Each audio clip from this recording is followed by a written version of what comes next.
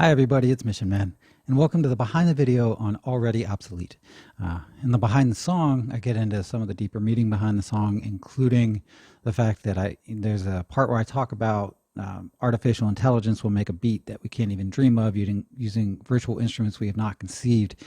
And that's a discussion about how, the way computers are progressing, the way artificial intelligence is progressing, machines will be able to make music that is technically more perfect and more emotionally more emotionally charged, because it will be able to take the entirety of music history, music theory in our history, and put that into an artificial intelligence program and make music that is technically better than anything that we could possibly do.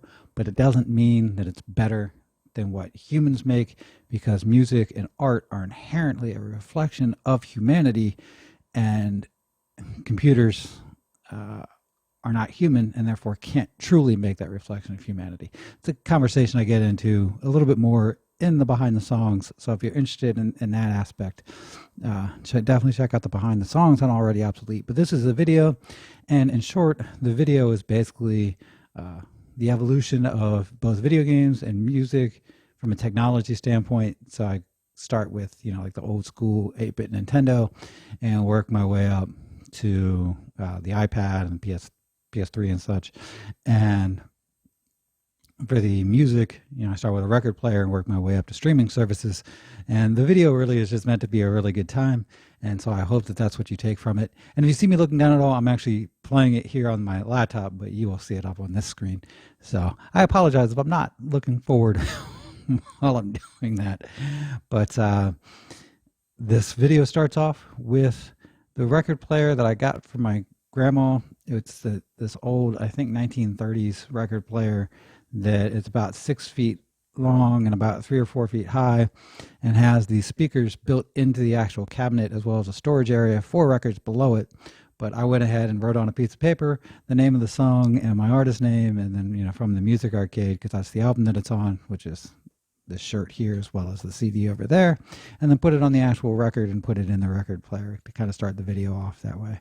Here I have a 16-bit Nintendo, the Super Nintendo controller in my hands. I also meant to get the 8-bit Nintendo, but I guess I didn't for the shot. So I go from records to cassettes. This cassette is the actual cassette that I got from Apple Barn Recording Studios, where I recorded Instrument of My Mind. This is kind of the raw recording before any of the post-production. So it's the one that I went around town listening to put in notes for the producer. And so, I covered that in one of my other behind the videos.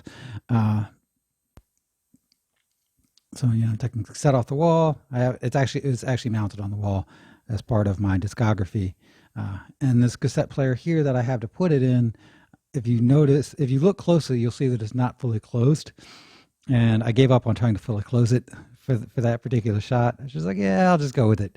So when I have the headphones in, I'm just kind of pretending to listen to the song, which is why I try to hit play here and it doesn't really hit play. But I had that cassette player because I was converting an old recording that I had taken from the radio, because back in the day, we used to record songs off of the radio using a cassette recorder. And so that's the way I actually recorded my first ever radio appearance.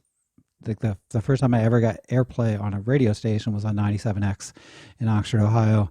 And I recorded that off of the air using my cassette recorder. So somewhere I have a cassette with those 4 songs on it, and I was converting them to MP3. But so that's why I have this cassette player here. And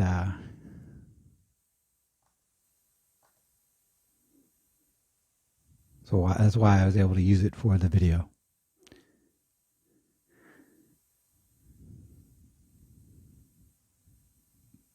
And then I move on to the Dreamcast. The Dreamcast was one of my favorite consoles.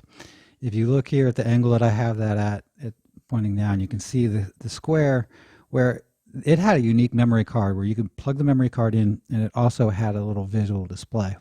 So it was saving things, but it was also showing you kind of a game within a game. And my favorite use of that was in one of the Sonic games. I think it was called Sonic World, but I could be wrong. I really don't remember the name of the game right now, but one of the rooms had an area where you could hatch eggs. And once those eggs hatched, you could, watch your hatchlings grow. And the memory card, you actually could play a separate game on that to keep your hatchlings kind of satisfied and feed them, even if you were in a different part of the game on the controller. So for me, that was really cool at the time, and is my fondest memory of using any memory card or any game ever. And I also was more of a Sega person than a Nintendo person growing up. If you have your views on that, feel free to leave them in the comments. Well, what's your favorite console? And so I go now moving on to VCR there. And then I've got the Wii controller.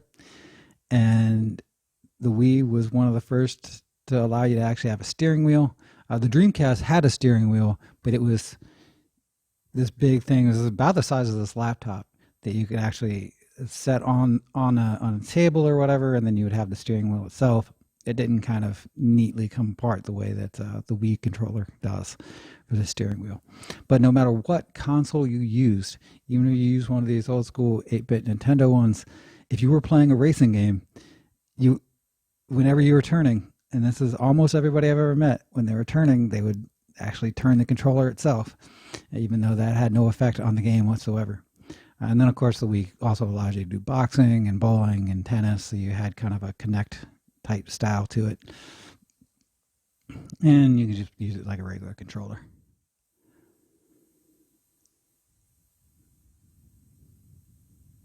And from there, I'm on to the PS2, which is probably the console that I've played the most in my life. And I've played a whole lot of Street Fighter on it, even though this Street Fighter down here, it's actually the Super Nintendo version, and I can play it on my Retron.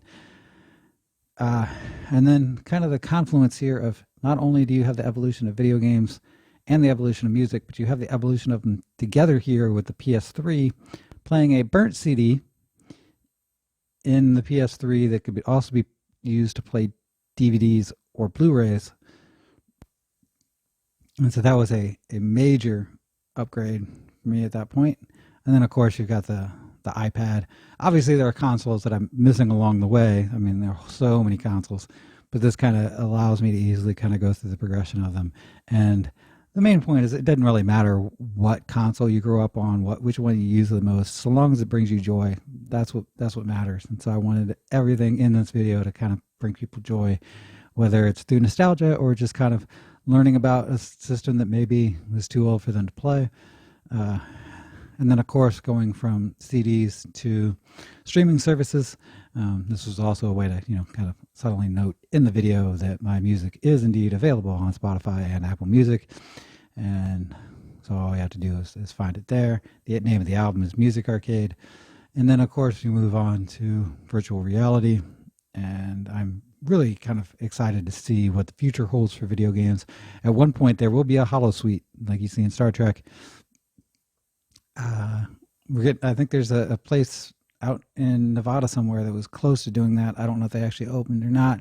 And not to the level of actual Star Trek where everything was real, but kind of a, almost fourth dimensional kind of VR place. But this was my first time playing a VR system. And so looking at me doing it is very silly. But the fact that I could experience that from a 360 kind of view, and I could turn different ways and do archery using controllers. This game that I'm playing here, I don't even remember what. I think I was throwing rocks at planets or something. It was really just to display the mechanism more than anything. And then, of course, I end here on a tabletop game that is a combination of pool and mini golf. I have played a lot of pool in my life. I used to be in the APA when I lived in Chicago, and I've played a lot of mini golf with my family. And this is the only place I've ever seen that had this kind of tabletop setup that's a combination of pool and mini golf. So I use it in this image actually in this video and in the video for Low Stress Diet because it's just cool, and it was fun to be able to play on. And I believe that is the last shot in the video. Oh no, right. This last one, because it kind of goes back to the artwork from the old games here, you know, with Super Mario Brothers being one of the biggest console games in history. And I was at an arcade, I think somewhere in the Northeast, and I was trying to set it up so it looked like my head was hitting the brick and hitting the question mark, so that, you know, the mushroom would pop out, and you know, I'd break the brick at the same time, and maybe even pop Mario up at the same time, which you couldn't actually do in the game because you were either Mario or Luigi, but you weren't beating each other up. The original Super Mario, or the original Mario Brothers in the arcade, I think you could do that, but not on Super Mario Brothers. So I hope you enjoyed the video. It really is just meant to be a fun trip, whether it's nostalgic for you or just kind of seeing consoles that would have been before your time. I really just wanted to have a video that made people smile. So, and then this is the postscript in the video talking about how my music is available on Spotify and Apple Music, and how I was going to be going on tour that week, because at the time that I released the video, it was right before the Music Arcade album came out. And so I had like 6 shows lined up for the next couple weeks, and mainly in Ohio. But yeah, so thank you all very much for watching. If you want to know more about the song, you can watch the Behind the Song on Already Obsolete. You can also obviously watch the Already Obsolete official music video. And if you like this video, please like, comment, share, and subscribe. And go check out the other stuff as well. And I hope you have an incredible day.